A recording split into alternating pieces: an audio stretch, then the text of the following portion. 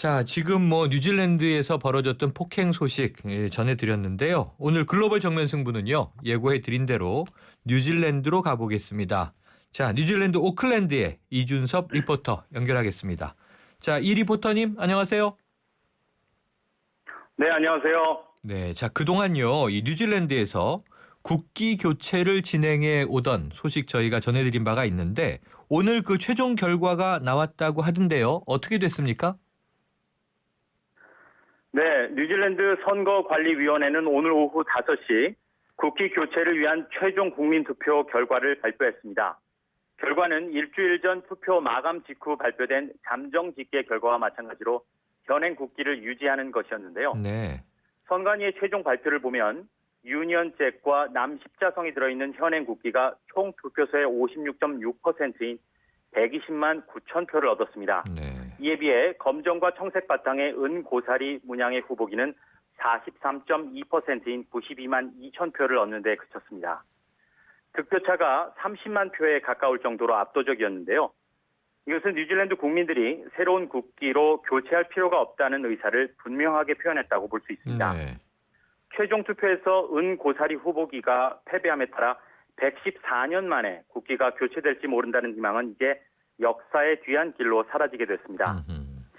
쓸모없게 된 은고사리 후보기는 경매 사이트에서 인기리에 판매되고 있습니다. 내일이 마감인 가로 182, 세로 92cm 크기의 깃발의 경우 최초 입찰가가 $70였는데요. 현재 $400까지 올랐습니다. 최종 낙찰금은 전액 어린이 병원에 기부될 예정입니다. 네, 이게 해외 토픽으로 보면 참 이게 재미있는 뉴스다 이런 생각이 들지만 자, 현재 깃발이 있는데요. 왜 그럼 뉴질랜드가 국기를 바꾸려고 했던 겁니까? 네, 핵심적인 이유는 영국 연방을 상징하는 유니언 잭이 뉴질랜드 국기에 있기 때문인데요. 네. 식민 지배를 받았던 역사를 고스란히 보여주고 있다는 것입니다. 네.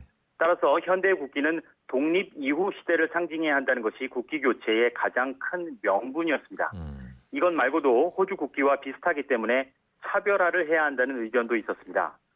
이 같은 여론을 등에 업고 존키 총리가 지난 2014년 국기 교체 작업을 적극적으로 밀고 나가면서 후보기 공모와 두 번에 걸친 국민투표로까지 이어지게 되는 것입니다. 투표율로 볼 때 이번 투표에 대중의 관심이 집중됐다는 것을 알 수 있습니다. 선관위는 이번 국민투표의 투표율이 67.8%를 기록했다고 밝혔는데요.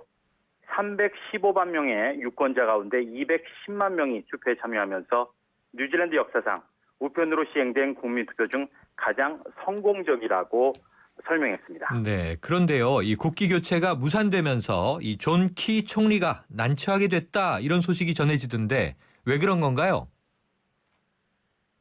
네, 야당의 협조를 이끌어내지 못한 채 국기 교체를 밀어붙이면서 국론을 분열시켰다는 비판이 야권 등 정치권에서 나오기 때문인데요. 네.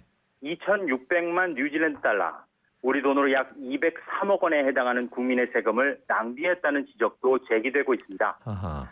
하지만 키 총리를 난처하게 만든 진짜 이유는 다른 데 있는 것 같습니다. 네. 바로 불패 신화의 명성에 흠집이 났기 때문인데요. 사실 키 총리는 최근 몇 년 동안 패배라는 단어와 거리가 멀었습니다. 2008년 집권 이후 두 차례의 총선에서 승리를 거둬 7년 동안 장기 집권을 하고 있고 지지율은 40% 선을 유지하면서 정치인 선호도 1위를 유지하고 있습니다. 이처럼 높은 인기를 바탕으로 집권 이후 가장 큰 애착을 가지고 밀어붙였던 프로젝트에서 그만 패배의 쓴맛을 보고 말았던 것이죠. 네. 키 총리는 투표 결과에 실망을 금할 수 없다며 당혹감을 내비치면서도 투표 결과를 인정하고 현행 국기에 대한 지지 입장을 재천명했습니다. 그리고 자신의 집권 중에는 더 이상 국기 교체에 대한 얘기를 꺼내지 않을 것이라고 다짐했습니다.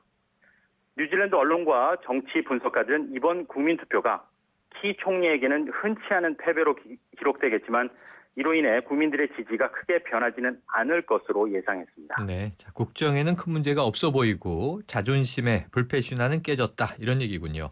자, 한국에서는요. 4.13 총선 공식 선거운동을 하루 앞두고 있는 시간인데요. 자, 뉴질랜드에서 오늘 재외투표가 실시됐다고 하던데 자, 선거에 대한 교민들의 관심 좀 어떻습니까? 네, 제20대 국회의원 재외선거가 이곳 시각으로 오전 8시, 한국 시각으로는 오전 4시에 전 세계 재외 투표소 가운데 가장 먼저 시작됐습니다. 네. 오클랜드 영사관과 웰링턴 대사관 두 곳에서 실시되고 있는데요.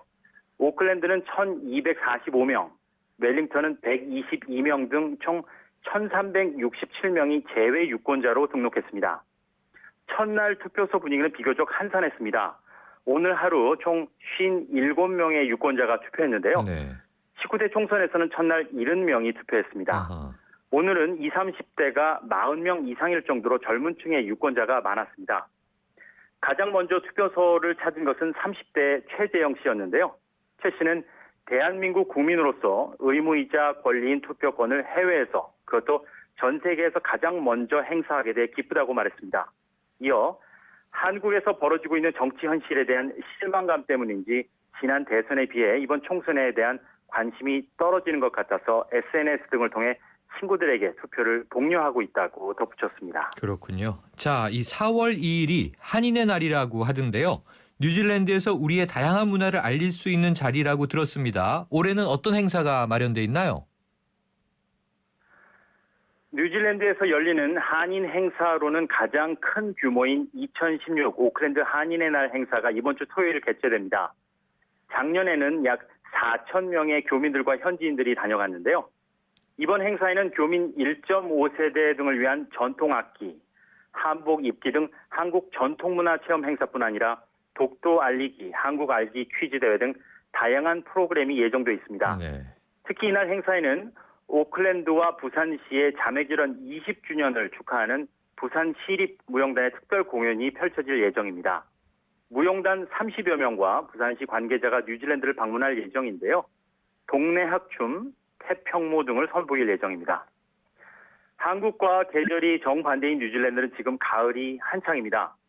가을만큼 풍성한 한인의 날 행사를 통해 현지 사회에 한국을 널리 알리고 교민들끼리 친목을 도모하는 뜻깊은 시간이 될 것 같습니다. 네, 오늘 소식 감사합니다. 감사합니다. 지금까지 뉴질랜드 오클랜드의 이준섭 리포터였습니다.